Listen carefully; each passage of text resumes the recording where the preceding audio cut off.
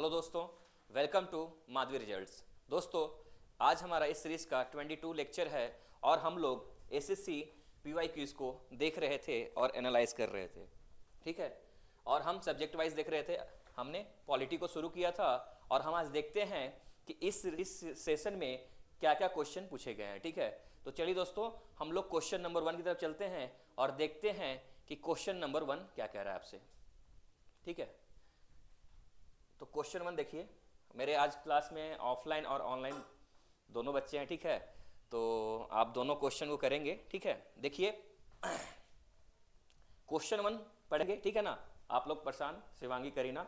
ठीक है, question number 1 देखिएगा कि क्वेश्चन नंबर 1 का आंसर क्या होगा। ठीक है, तो क्वेश्चन 1 क्या कह रहा है। ठीक है, देखिए दोस्तों, आपसे पूछ रहे हैं which of the following articles. ठीक है, देखिए कीवर्ड्स पे ध्यान दीजिएगा। यहाँ पे आपसे आर्टिकल्स के बारे में पूछ रहे हैं, अनुच्छेद के बारे में पूछ रहे हैं। क्या पूछ रहे हैं? Of the Indian constitution mentions that the vice president of India shall be the x official chairman of the council of states. ठीक है ना, तो सिंपल आपसे क्या पूछा कि भारतीय संविधान के निम्नलिखित में से किस अनुच्छेद में यह बताया गया है कि भारत का उप राष्ट्रपति राज्यों की परिषद का पदन अध्यक्ष होगा। ठीक है ना, तो कौन से अनुच्छेद में मेंशन किया गया है कि हमारे जो वाइस प्रेसिडेंट होंगे वो हमारे राज्यसभा का चेयरमैन भी होंगे। ठीक है, तो आपके सामने 4 ऑप्शन दिए गए हैं। ऑप्शन ए आर्टिकल 89 में होगा, option B article 92, option C article 91 या ऑप्शन डी आर्टिकल 90। ठीक है, तो मेरे क्लास में जो दोनों जो बच्चे हैं ऑफलाइन या ऑनलाइन, दोनों इस क्वेश्चन का हल करेंगे और बताएंगे कि इसका आंसर क्या होगा। ठीक है, तो ऑफलाइन वाले बच्चे आप भी बताएंगे कि इसका आंसर क्या होगा। ठीक है, तो प्रशांत आप बताएं कि इसका आंसर क्या होगा। ओके ओके, आपने ऑप्शन ए कहा। ठीक है, चलिए दोस्तों, जो ऑनलाइन बालक हैं वो बताएंगे अपने हिसाब से कि क्वेश्चन 1 का आंसर क्या होगा। ठीक है, किस आर्टिकल में मेंशन किया गया है कि हमारे वाइस प्रेसिडेंट जो होंगे वो राज्यसभा के, ठीक है, एक्स ऑफिशियल चेयरमैन भी होंगे। राज्यसभा को ही काउंसिल ऑफ स्टेट कहा जाता है। आपके पास 5 सेकेंड है, आप आंसर करेंगे बालक। आई होप आपने आंसर कर लिया होगा और इसका जो राइट आंसर है वो है ऑप्शन ए आर्टिकल 89। ठीक है, प्रशांत आपने आंसर सही किया है। ठीक है, तो इसका आंसर 89 है। आर्टिकल 89 में ही बताया गया है कि जो वाइस प्रेसिडेंट होंगे, ठीक है, वो हमारे काउंसिल ऑफ स्टेट, इसको, ठीक है, इसको हम राज्यसभा भी कहते हैं। ठीक है, और इसको अपर हाउस भी कहते हैं। तो एक्स ऑफिशियल चेयरमैन जो होंगे हमारे इस देश के वाइस प्रेसिडेंट होंगे, जो एक्स ऑफिशियल चेयरमैन कहलाएंगे। चलिए दोस्तों, अब हम लोग अपने नेक्स्ट क्वेश्चन की तरफ चलते हैं, क्वेश्चन 2। ठीक है ना, क्वेश्चन 2 देखते हैं कि क्वेश्चन 2 में क्या पूछा गया है। क्वेश्चन 2, ठीक है, ऑफलाइन ऑनलाइन दोनों बालक देखेंगे। ठीक है ना, बालक और बालिके, ठीक है, देखेंगे। क्वेश्चन को देखिए और पढ़िए कि क्वेश्चन आपसे क्या कह रहा है। तो क्वेश्चन 2 आपसे पूछ रहे हैं कि एज पर आर्टिकल, ठीक है ना, dash of the Indian constitution the council of minister are collectively, ठीक है, रेस्पॉन्सिबल टू द लोकसभा। भारतीय संविधान के अनुच्छेद डैश के अनुसार मंत्री परिषद सामूहिक रूप से लोकसभा के प्रति जवाबदेह होती है। तो किस आर्टिकल में मेंशन किया गया है? ये आप बोल रहे हैं कि जो काउंसिल ऑफ मिनिस्टर होता है वो कलेक्टिव रेस्पॉन्सिबल होता है लोकसभा में, लोकसभा के लिए। ठीक है, तो 4 ऑप्शन दिए गए हैं दोस्तों। ऑप्शन ए कह रहा है आर्टिकल 75 क्लॉज 3, ऑप्शन बी कह रहा है आर्टिकल 74 क्लॉज 1, या ऑप्शन सी कह रहा है आर्टिकल 73 क्लॉज 2, या ऑप्शन डी कह रहा है आर्टिकल 72 क्लॉज 1। तो किस आर्टिकल में मेंशन किया गया है कि जो काउंसिल ऑफ मिनिस्टर होंगे, ठीक है, वो डायरेक्टली रेस्पॉन्सिबल होंगे लोकसभा के प्रति। तो आप लोग ही बताएंगे ऑफलाइन वाले बच्चे। ठीक है, तो शिवांगी आप बताइए कि इसका आंसर क्या होगा। ठीक है, आपने कहा ऑप्शन ए। ओके, तो ऑनलाइन वाले बच्चे बताएंगे, आपके पास 5 सेकेंड है, बताइए कि क्वेश्चन 2 का आंसर क्या होगा। ठीक है, काउंसिल ऑफ मिनिस्टर जो होते हैं कलेक्टिवली, ठीक है, लोकसभा के प्रति रेस्पॉन्सिबल होते हैं, ये किस आर्टिकल में मेंशन किया गया है?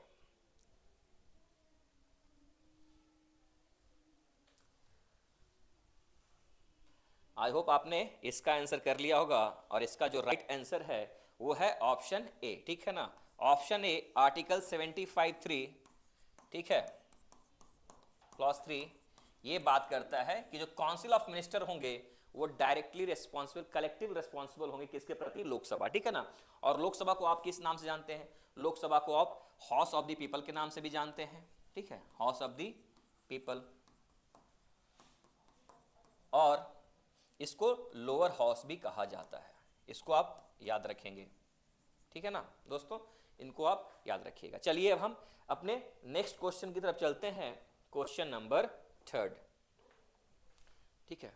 क्वेश्चन नंबर 3 देखेंगे, ठीक है ना, कि क्वेश्चन नंबर 3 क्या आपसे पूछ रहे हैं। देखो ये क्वेश्चन भी देखिएगा, तो इन्होंने ये क्वेश्चन सीपीओ में पूछा हुआ है और ये 2024 में पूछा हुआ है, ये भी आप देखेंगे, ठीक है ना। तो क्वेश्चन क्या कह रहे हैं आपसे, क्वेश्चन 3 क्या पूछ रहे हैं? इन केस, ठीक है ना, ऑफलाइन वाले बच्चे भी क्वेश्चन को देखेंगे। In case the president is satisfied with the governors report, he may declare president rule under article 356, but such proclamation is initially for a period of what, ठीक है। अगर इसमें क्वेश्चन पूछ रहे हैं कि अगर हमारे जो देश के राष्ट्रपति हैं वो गवर्नर की रिपोर्ट से सहमत होते हैं तो प्रेसिडेंट रूल जो आर्टिकल 356 के तहत लगाया जाता है, ठीक है ना, तो वो इनिशियली कितने पीरियड के लिए, कितने टाइम के लिए लगाया जाता है, ये क्वेश्चन आपसे पूछ रहे हैं। तो 4 ऑप्शन दिए गए हैं आपके सामने।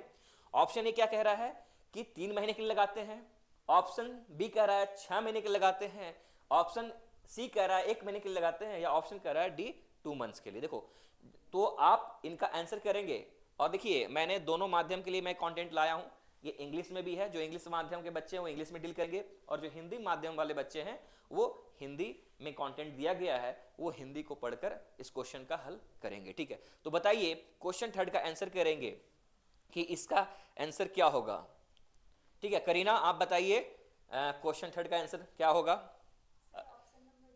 ऑप्शन डी कह रहे हैं, ठीक है। ओके, देखते हैं क्वेश्चन 3 का आंसर क्या होता है, ठीक है। आप बताएंगे ऑनलाइन वाले बच्चों, ठीक है दोस्तों, आप बताइए कि इसका आंसर क्या होगा। क्वेश्चन आपसे पूछा है अगर राष्ट्रपति, प्रेसिडेंट, गवर्नर की रिपोर्ट से सहमत होते हैं तो जो आर्टिकल 356 के तहत जो प्रेसिडेंट रूल लगाया जाता है वो कितने महीनों के लिए लगाया जाता है इनिशियली, ठीक है ना। तो इसका आंसर करेंगे आप क्वेश्चन 3 का।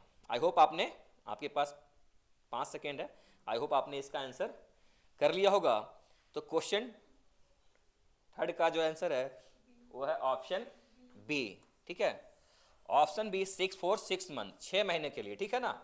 तो 6 महीनों के लिए क्या होता है, फॉर 6 मंथ प्रेसिडेंट, ठीक है ना, क्या करते हैं, प्रेसिडेंट रूल लगाते हैं आफ्टर गवर्नर्स रिपोर्ट, ठीक है। चलिए इसको याद कर लीजिएगा। चलिए अब हम अपने नेक्स्ट क्वेश्चन की तरफ चलते हैं। क्वेश्चन नंबर 4 देखते हैं दोस्तों। क्वेश्चन नंबर 4 क्या कह रहा है, देखिए ये भी ध्यान से करिएगा, ये क्वेश्चन देखिएगा, इन्होंने ये भी सीपीओ में है और 2024 में 29/6/2024 को क्वेश्चन किया गया है, ठीक है। तो दोनों बच्चे देखेंगे, ऑफलाइन और ऑनलाइन क्लास दोनों का देखिएगा।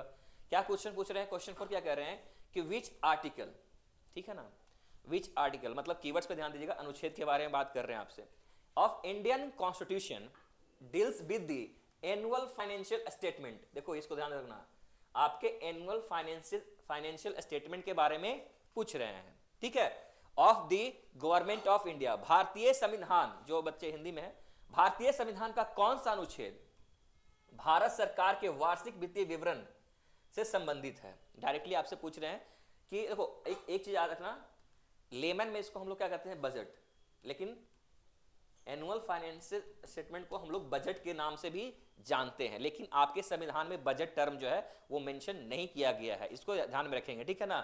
क्या मेंशन किया गया वहां पे, annual financial statement.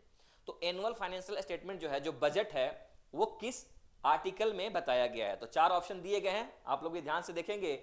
Option A article 110, option B article 112, option C article 116 या option D article 120।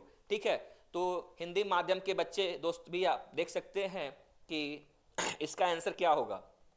Question number 4 का आंसर क्या होगा? प्रशांत आप बताइए। ओके, प्रशांत ने कहा कि इसका सर इसका आंसर बी होगा। ठीक है, देखते हैं बाकी ऑनलाइन वाले बच्चे बताएंगे। दोस्त बताइए, आप लोग बताइए, बालक ऑनलाइन वाले जो जुड़े हुए हैं वो बताइए कि आपका एनुअल फाइनेंशियल स्टेटमेंट जो है किस आर्टिकल में बताया गया है। क्वेश्चन 4 का आंसर करेंगे।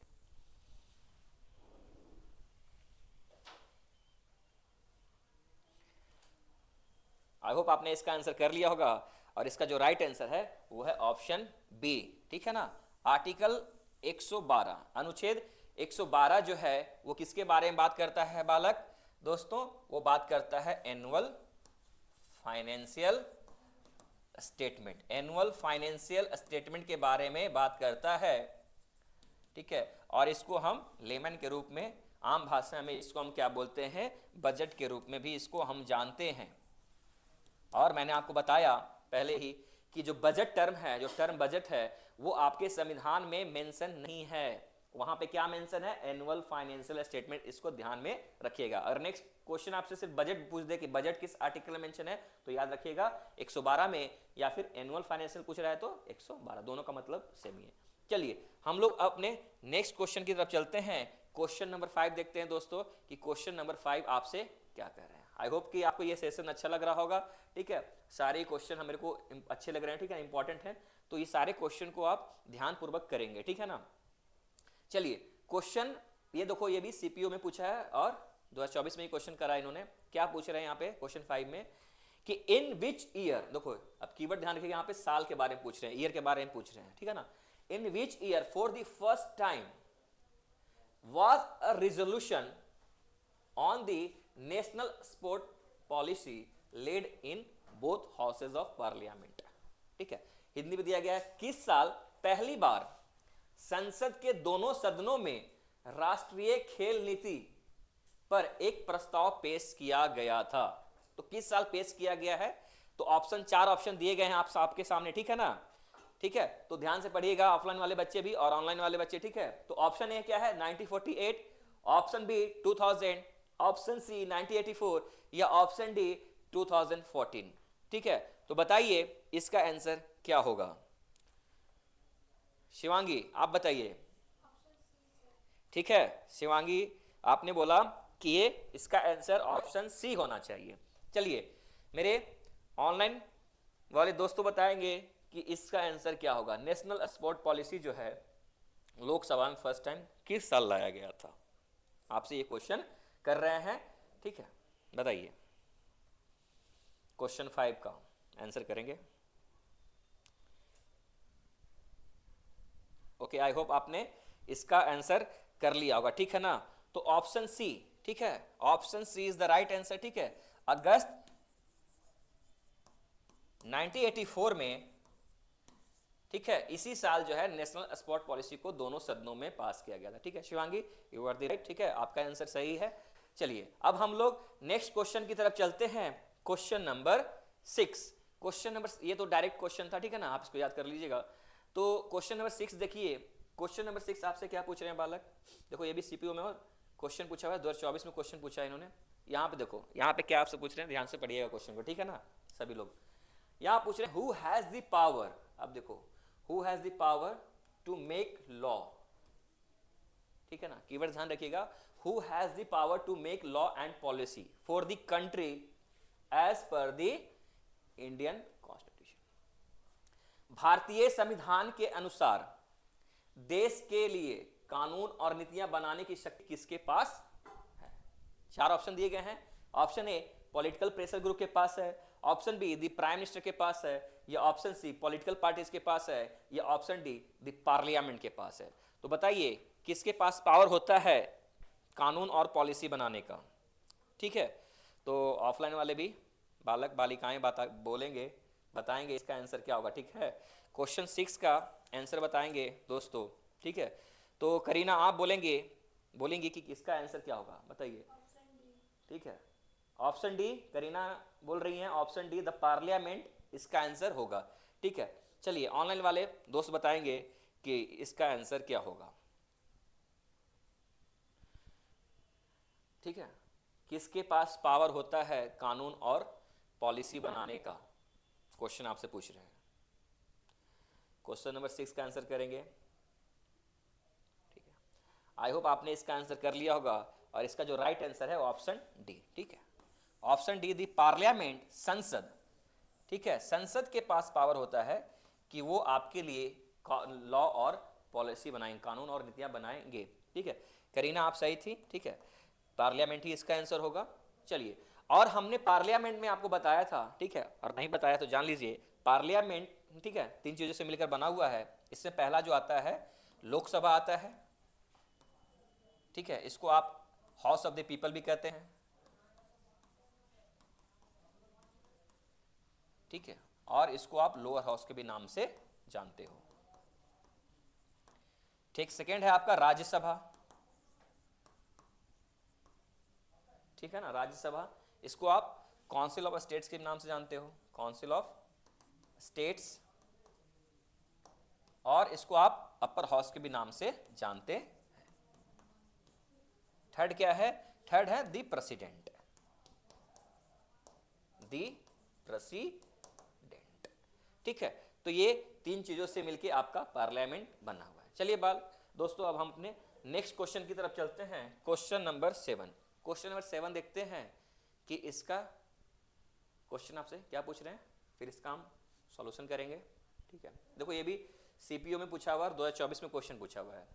तो देखो क्वेश्चन में आपसे क्या कह रहे हैं दोस्तों कि विच आर्टिकल, देखो यहाँ पे इन्होंने आर्टिकल के बारे में पूछा है, which article of the Indian constitution deal with the union executive. ठीक है ना, कौन सा आर्टिकल है जो यूनियन एग्जीक्यूटिव को डील करता है। 4 ऑप्शन दिए गए हैं, A article 38 to 50, article B, option B article 52 to 78, option C article 80 to 86, या ऑप्शन डी आर्टिकल 112 से लेके 118। ठीक है, तो ऑफलाइन ऑनलाइन दोनों बच्चे बताएंगे कि इसका आंसर क्या होगा, किस आर्टिकल्स में यूनियन एग्जीक्यूटिव के बारे में बात करता है। ठीक है, तो बताइएगा। चलिए प्रशांत आप बताएंगे इसका आंसर क्या होगा। ठीक है, प्रशांत कह रहे हैं इसका आंसर सर बी होगा। ओके, चलिए ऑनलाइन वाले दोस्त बताएंगे कि इसका आंसर क्या होगा, यूनियन एग्जीक्यूटिव जो है किस आर्टिकल में मेंशन किया गया।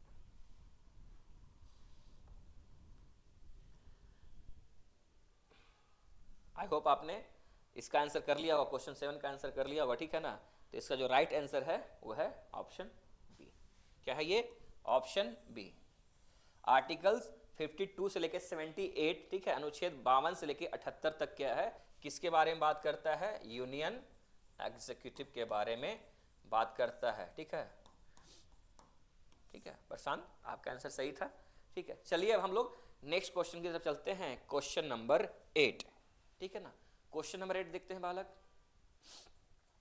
देखो ये ध्यान से करना, ठीक है ना, ये थोड़ा स्टेटमेंट में पूछा हुआ है तो ये ध्यान से पढ़िएगा। ठीक है, ऑनलाइन ऑफलाइन दोनों बच्चे। ठीक है ना, तो ये भी देखो सीपीयू में पूछा है और 2022 में ये क्वेश्चन इन्होंने पूछा है। क्या पूछ रहे हैं, विच इज नॉट करेक्ट, याद रखिएगा यहाँ पे नोट पूछा है, नोट करेक्ट। ठीक है, करेक्ट नहीं पूछ रहा है यहाँ पे, नोट करेक्ट मतलब कथन जो सही नहीं है, अबाउट दी किसके बारे में, प्रेसिडेंट ऑफ इंडिया के बारे में। ठीक है, किसके बारे में, प्रेसिडेंट ऑफ इंडिया के बारे में जो कथन 4 स्टेटमेंट दिए गए हैं इसमें से कौन सा कथन जो है सही नहीं है। तो ऑप्शन ए क्या कह रहा है, the president hold office for period of 5 years। Okay, he is a part, option B, he is a part of parliament। okay, option C, every bill passed by the parliament goes to the president for his assent before it becomes a law। ठीक है, ये भी ठीक है। Option D, he has veto power by which he can withhold or refuse to give assent to bills including money bill passed by the parliament। ठीक है, बताइए इसका आंसर क्या होगा, इसमें से कौन सा जो कथन है प्रेसिडेंट के लिए सही नहीं है।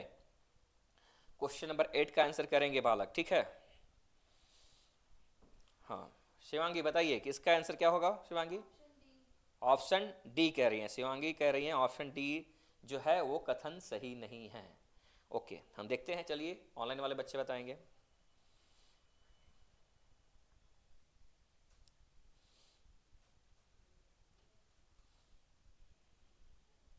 आई होप आपने इसका आंसर कर लिया होगा, ठीक है ना।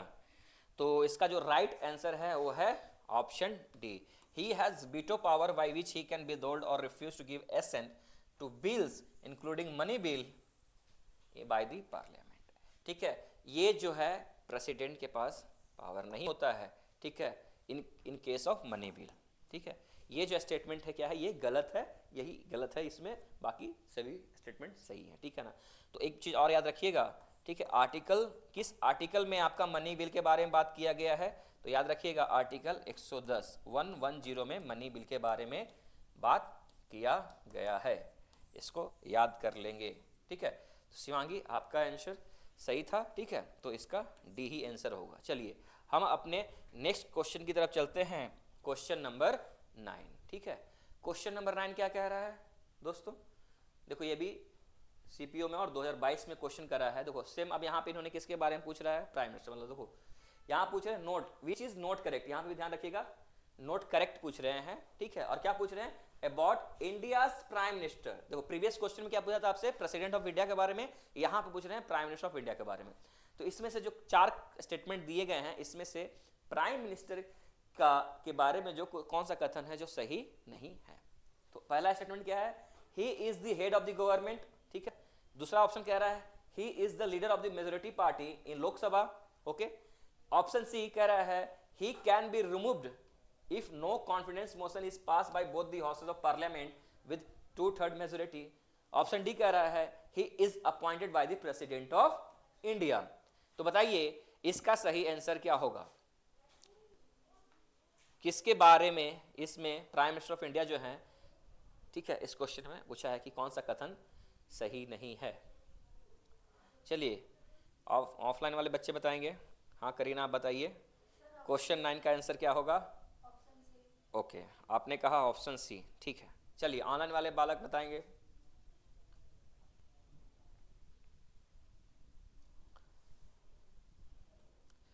ठीक है, तो आई होप आपने इसका आंसर कर लिया होगा, ठीक है।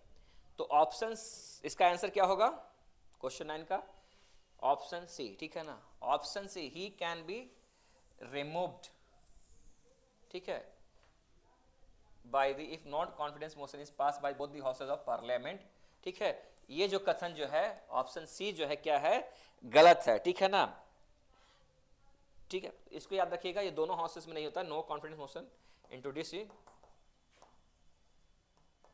इन लोकसभा, ठीक है ना, इसको ध्यान में रखिएगा, ठीक है। दोनों शब्द में नहीं होता है, लोकसभा में इंट्रोड्यूस किया था नो कॉन्फिडेंस मोशन को, ठीक है। करीना आप सही थे, ठीक है। इसका आंसर मतलब ये जो कथन है गलत है, ठीक है ना, ये प्राइम मिनिस्टर के लिए नहीं होता है। चलिए हम लोग चलते हैं इस सेशन के लास्ट क्वेश्चन, क्वेश्चन नंबर 10 की ओर, ठीक है। और देखते हैं क्वेश्चन नंबर 10 आपसे क्या कह रहा है, ठीक है। देखो ये भी 2022 में क्वेश्चन पूछा हुआ है और सीपीओ में पूछा हुआ है। तो दो क्वेश्चन नंबर 10 क्या कह रहे हैं दोस्तों, ध्यान से देखिएगा। पूछ रहे हैं who among the following holds the authority of transferring जजेस from one high court to another after consulting with the chief justice of India. निम्नलिखित में से किसके पास भारत के चीफ जस्टिस से सलाह करने के बाद जजों को एक हाई कोर्ट से दूसरे हाई कोर्ट में ट्रांसफर करने का अधिकार है, ठीक है। तो 4 ऑप्शन दिए गए हैं। ऑप्शन ए बोल रहा है द अटॉर्नी जनरल, ठीक है। Option be the vice president, या ऑप्शन सी द प्रेसिडेंट, या option D the prime minister, ठीक है। किसके कहने पे, ठीक है, हाई कोर्ट के जजेस को ट्रांसफर किया जाता है, क्वेश्चन 10 आपसे पूछ रहे हैं, ठीक है। तो बताइए प्रशांत इसका आंसर क्या होगा, ठीक है। आप बोल रहे हैं ऑप्शन सी, ठीक है ना। चलिए ऑनलाइन वाले बालक और बालिके बताएंगे कि इसका आंसर क्या होगा, किसके कहने पे, ठीक है, हाई कोर्ट के जजेस की ट्रांसफर होती है।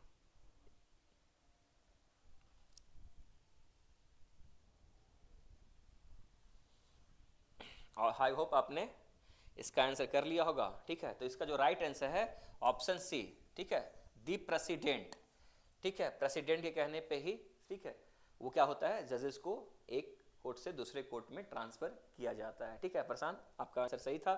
चलिए, तो और एक चीज इसमें एक पॉइंट आप याद रखिएगा, जो आर्टिकल 222 है, आर्टिकल 222, ठीक है, ये बात करता है ट्रांसफर ऑफ जजेस के बारे में। ठीक है ना, इनको याद रख लीजिएगा। डायरेक्ट जो आर्टिकल 222 है ये बात करता है ट्रांसफर ऑफ जजेस from one high court to another consulting with the chief justice of India. ये किससे मेंशन किया गया है? आर्टिकल 222 में। इसको याद कर लीजिएगा। ठीक है दोस्तों, तो हम आज का सेशन हम यहीं समाप्त करते हैं। आई होप अगर आपको ये सेशन अच्छा लग रहा हो, ठीक है, तो अगर अच्छा लग रहा है तो आप हमारे चैनल माधवी रिजल्ट्स को लाइक करेंगे, शेयर करेंगे और सब्सक्राइब करेंगे। ठीक है, और हम लोग अब अपने नेक्स्ट सेशन में मिलेंगे, ठीक है, नए क्वेश्चन के साथ। ठीक है, तब तक के लिए थैंक यू, जय हिंद।